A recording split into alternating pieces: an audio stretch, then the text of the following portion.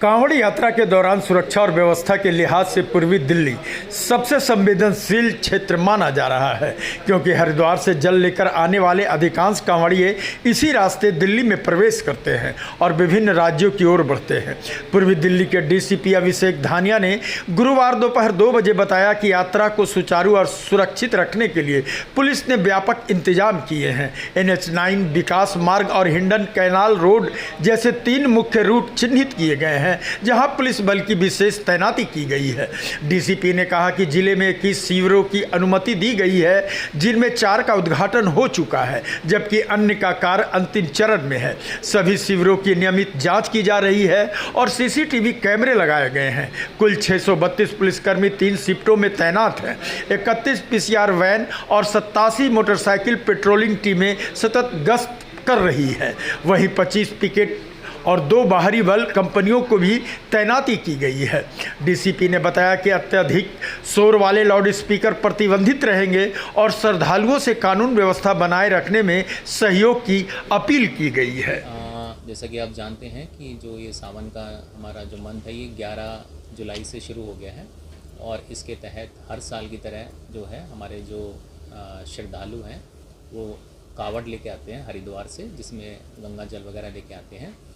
जहाँ तक पूर्वी ज़िले का सवाल है, तो हमारा एक बहुत ही इम्पॉर्टेंट ज़िला है इस कावड़ की दृष्टि से, क्योंकि जितना भी मैक्सिमम जो कावड़ श्रद्धालु आएंगे वो मैक्सिमम जो है ईस्ट ज़िले के थ्रू दिल्ली में एंटर करेंगे और उसके बाद जो है ये अपने अपने स्थान की तरफ जाएंगे, इंक्लूडिंग नोएडा और हरियाणा की तरफ। इसके लिए हमने 3 जो मेजर रूट्स हैं उनको हमने आइडेंटिफाई कर रखा है। इसमें सबसे इम्पॉर्टेंट हमारा NH9 जो नेशनल हाईवे वाला रूट है, ये है नंबर 1। नंबर 2 हमारा विकास मार्ग है और नंबर 3 हमारा जो हिंडन कैनाल के साथ जो हमारा रूट जाता है वाया गाज़ीपुर, नियो अशोकनगर, और उसके बाद जो श्रद्धालु हैं वो चीला बॉर्डर के थ्रू नोएडा और आगे साउथ ईस्ट डिस्ट्रिक्ट की तरफ जाते हैं। टोटल इस बार जो सरकार है उन्होंने 21 शिविरों को परमिशन दी है। वो सभी शिविर अभी कंस्ट्रक्शन की स्थिति में ही हैं। उसमें से केवल 4 ही शिविर हैं जो आज की डेट में ऑपरेशनल है। बाकी अभी मैं मान के चलता हूँ अगले 2-3 दिन में ये सारे ऑपरेशनल हो जाएंगे। इन सभी शिविरों का हम प्रॉपर ऑडिट करा रहे हैं। यहाँ पर CCTV की व्यवस्था, जो रूट है उस रूट को डेली हम सैनिटाइज़ कर रहे हैं। इसकी डेली चेकिंग हो रही है ताकि किसी भी तरह की कोई इसमें बदमाशी ना की जाए। साथ ही साथ हमने जो हमारे ट्रैफिक के भी हमारे स्टाफ है उनके साथ भी हमने समन्वय बना रखा है।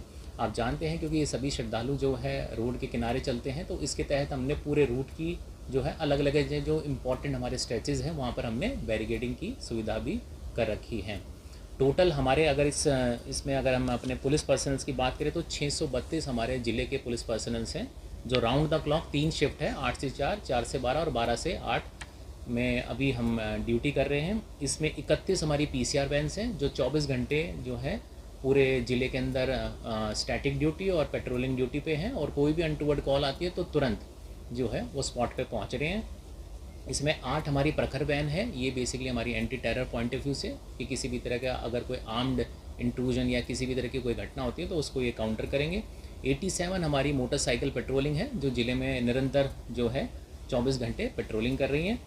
25 हमने इसमें पिकेट लगाई है। हमारे वैसे 22 बॉर्डर हैं, लेकिन 5 हमारे इंपॉर्टेंट बॉर्डर हैं जो नोएडा के साथ शेयर करते हैं और इसके तहत हमने जो इंटरमीडिएट है ये 25 हमने पिकेट्स लगाई हैं। 2 कंपनी आउटसाइड फोर्स हमें रिसीव हुई है, वो भी हमने अभी डिप्लॉय कर रखी है और पूर्वी जिला पूरी तरह से कावड़ जो व्यवस्था है इसको सुनिश्चित तरीके से हम निकाल लेंगे। जितने भी हमारे 21 शिविर हैं वहाँ पर हमारा पुलिस डिप्लॉयमेंट है। अगर आप अभी भी जो शिविर जो फंक्शनल है वहाँ पर जाके देखेंगे तो हमारी आउटसाइड फोर्स में RAF है वो भी डिप्लॉयड है, लोकल पुलिस भी डिप्लॉयड है और जो इनके ऑर्गेनाइज़र हैं उनके साथ हम निरंतर संपर्क में हैं। जो हमारी बीट स्टाफ जो वहाँ पर पेट्रोलिंग ड्यूटी पे रहती है वो निरंतर उनके संपर्क में है।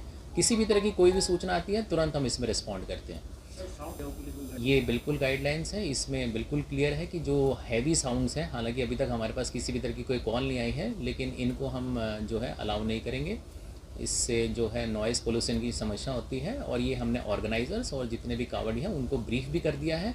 इनफैक्ट जो हमारी इंटर स्टेट कोऑर्डिनेशन मीटिंग जो हुई थी जिसमें हमारी गाज़ियाबाद, नोएडा और मेरठ और उनके जोन के साथ मीटिंग हुई थी, तो वहाँ की जो स्टेट पुलिस है वो भी इसको इन्फोर्स कर रही है तो जहाँ तक हम समझते हैं इस तरह की समस्या नहीं है। हालांकि भी जवानों को बेसिकली ये वहीं से शुरू होकर आ रहे हैं, तो जो उत्तराखंड पुलिस है वो भी इन पे एक्शन ले रही है, फिर यूपी पुलिस है वो भी एक्शन ले रही है। उसके बाद भी अगर कोई बच जाता है या कोई इस तरह का आता है तो हम भी इसमें जो है, इसमें एक मामला आता है जैसे अभी उत्तराखंड में देखिए जैसा कि मैंने बताया कि हमने इस समय मैसिव डिप्लॉयमेंट कर रखा है। इसमें इम्पॉर्टेंट यही होता है कि अगर कोई भी घटना होती है, मैं कहूँगा कोई भी अगर दुर्घटना भी होती है, तो उसमें जो हमारा रिस्पांस टाइम है वो फास्ट होना चाहिए। अगर पुलिस तुरंत मौके पे पहुंच जाती है तो वो सिचुएशन को कंट्रोल कर लेंगे। हाँ, ये ज़रूर है कि कई बार सिचुएशन इस तरह की, जैसा कि आपने बताया उत्तराखंड में, मैंने भी उसको फुटेज में देखा है।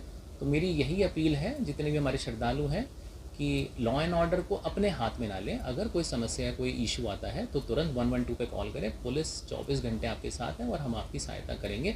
पर अपने हाथ में लेके लॉ एंड ऑर्डर लेके अपना सोल्यूशन निकालना ये बिल्कुल गलत है। उसमें फिर हम आपके अगेंस्ट भी एक्शन लेंगे।